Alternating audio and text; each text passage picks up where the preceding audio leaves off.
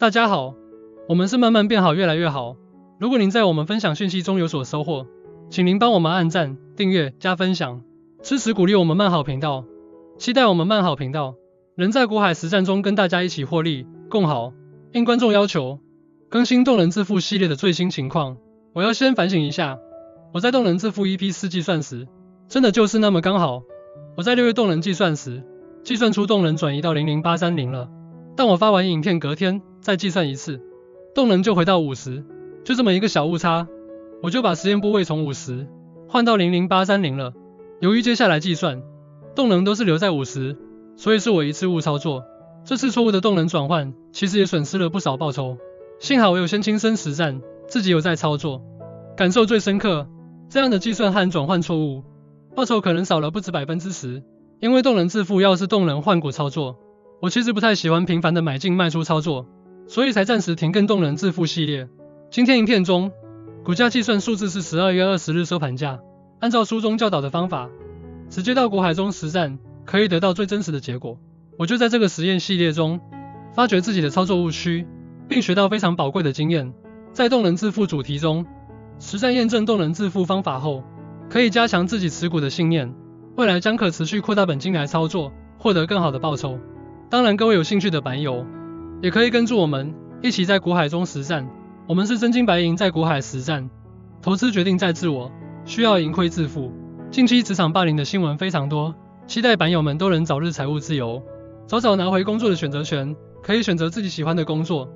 不再受困于职场。向作者 99%， 40岁便达成财务自由的成就来学习看齐。想要融会贯通书中传授方法，实战体验是最有效的。快快做，快快错，快快改，经由我们示范，期待频道可以启发投资朋友早日行动，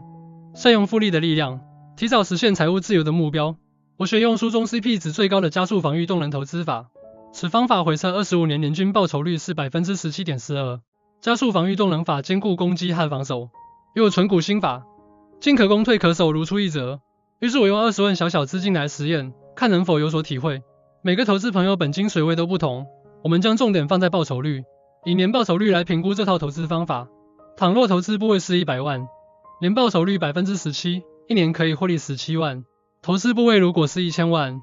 年报酬率 17%， 一年可以获利170万。如果是中实户，投资部位能达到1以上，年报酬率 17%， 一年的获利可以上看1700万。使用加速防御动能投资法计算，在我选股清单中，这个月动能最强的是元大台湾50，所以应该将部位放在50。倘若接下来一个月有拉回，投资朋友可以趁机入场，即使没有回档也没关系，根据动能投资法以月为基准，在接下来一个月的任何时候，都是可以安心进场0050的。动能致富的操作方法很简单，每个月计算一次00830、0050、00733与00687B， 平均绩效百分比，看哪只股票绩效最好，因为目前动能最好，就把股票摆在动能最好的股票上。6月10，我将00892改用00830国泰费城半导体。我认为国泰费城半导体应该比富邦台湾半导体更合适分散风险。国泰费半包含辉达、博通美股，美国最强大的半导体企业都在 ETF 中，当然包括台积电也在里面。全世界最优质的企业都在美国，相对没有地缘政治风险。单纯从分散风险的考量上来看，00830会是比00892更好的选择。投资朋友如果要将 ETF 纳入您的清单，可以选择自己熟悉的产业或领域，对未来波动会较有感觉，减少面临亏损抱不住，破坏了投资计划的状况发生。这个方法每月只要2分钟，到 MoneyDJ 网页中输入 ETF 代码，查询 ETF 的绩效资料，就可以从报酬比较的功能中找到该 ETF 近1个月、3个月、6个月的绩效表现，用 Excel 进行快速的计算。以00830国泰费半举例，国泰费半近1个月、3个月、6个月绩效分别是负 0.75%、负 1.06% 及负 15.59%， 平均绩效是负 5.80%。元大台湾50近1个月、3个月、6个月绩效是 0.60%、5.56% 及 2.02%， 平均绩效是 2.73%， 是这个月以来动能最强的 ETF。 富邦台湾中小00733动能也看看，00733近1个月、3个月、6个月绩效分别是负 1.88%、负 2.43% 及负 12.26%， 三个数字平均是负 5.52%。防守用国泰美债00687B，近1个月、3个月、6个月绩效分别是负0.95%、负7.99%及负3.14%，三个数字平均是负4.03%。美债仍然处在底部格局，股灾来临的时候，美债部位会是资产防守的好朋友。动能致富的操作方法很简易，哪个 ETF 算出来的平均绩效最好，它就是目前动能最强的 ETF，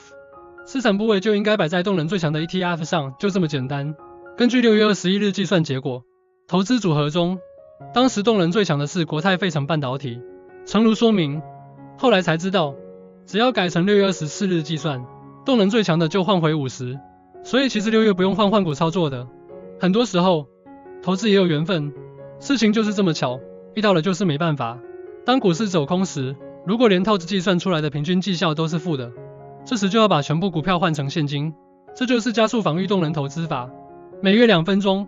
快速计算上面这张表格，一年最多操作12次。动能致富是 CP 值很高的投资方法，可节省非常多研究时间。如果实战验证确认有效，未来可长期使用，在股市中取得长期稳定的获利。截至2024年12月21日报酬表现，富邦台湾半导体购入成本为 13.48 元，配息后成本价为 13.24 元，含息报酬率现在有 31.2%。6月21日从50换股至00830，购入成本是 51.1 元，报酬率目前是负 12.3% 左右。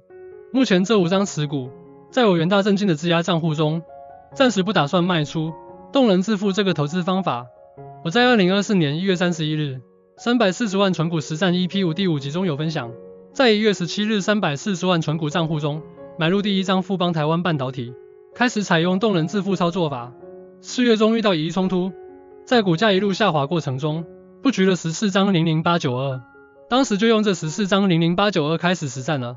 我有记录买进、卖出时间点，并将持股变化一并记录来，统计持有成本与市值，了解损益的变化状况。今年整体账户损益率为 6.68%， 多么吉利的数字啊！诚如本集的说明，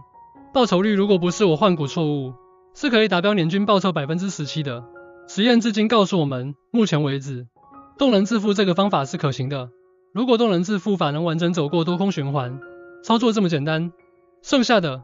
就是自己在股海中心理素质的考验了。曼大勉励各位投资朋友，股海心理素质需要实战累积，越早开始，也越快找到适合自己的长期稳定获利模式。这个主题很有趣，我们不定期的更新，有兴趣的可以持续的看下去。希望曼好频道能对您有所帮助，也请您帮忙留意免得声明。我们频道分享的投资策略与工具，都是曼大个人操作的经验与心得，钱是自己的，投资需有自己的独立思考和判断，审慎评估，盈亏自负。